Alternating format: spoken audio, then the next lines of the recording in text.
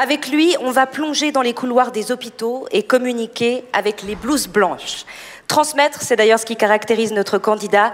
Ce soir, il a mis sa casquette de chercheur, mais il est aussi entrepreneur et même historien. Oui, oui. Il nous vient de la faculté de traduction et d'interprétation de l'Université de Genève. Il écrit sa thèse sous la houlette de la professeure Pierrette Bouillon. Du discours médical vers de l'animation virtuelle en langue des signes française de Suisse romande. Voici son titre. Bastien David en est l'auteur. Bienvenue à lui.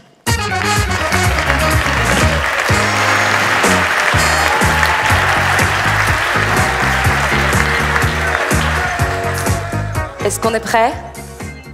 Oui. Un petit peu. Il faut se lancer. C'est parti.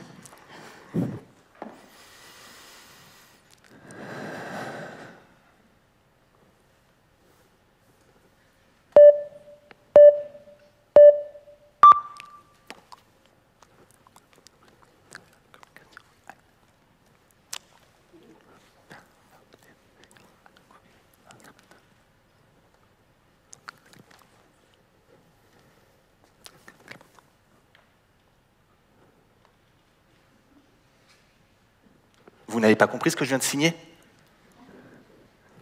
Et vous?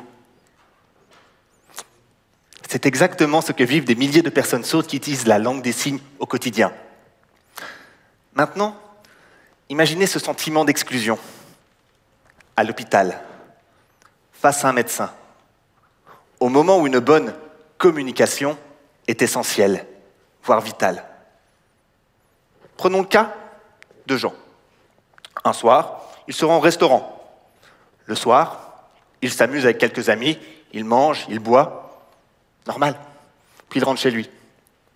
Sur le chemin du retour, une douleur le presse. Bon, évidemment, Jean, comme n'importe qui, il sait quoi faire. Il va aller aux urgences. Une fois sur site, il ne comprend pas les questions qu'on lui pose. Bon, il pourrait lire sur les lèvres, mais malheureusement, ce soir, médecins et infirmiers portent tous des masques. De plus, Jean souhaiterait utiliser sa langue maternelle, la langue des signes. Et malheureusement, ce soir, il n'y a ni interprète, ni médiateur, rien. Si ce n'est un outil de traduction instantanée disponible dans certains hôpitaux.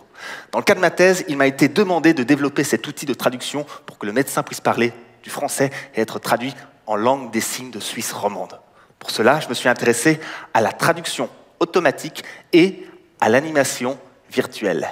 Pour cela, à partir de vidéos signées par des experts de la langue des signes, j'en ai extrait des ressources linguistiques.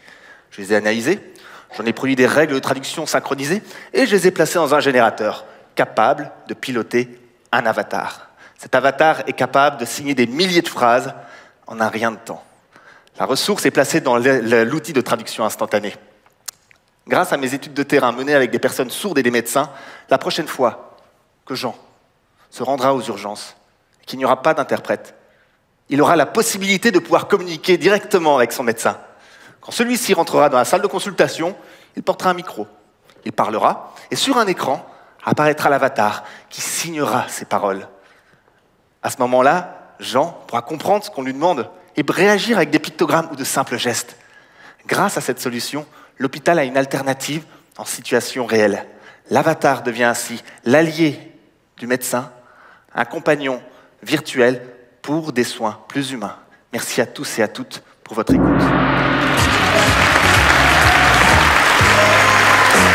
Bravo. Bravo Bastien David. Bravo, merci.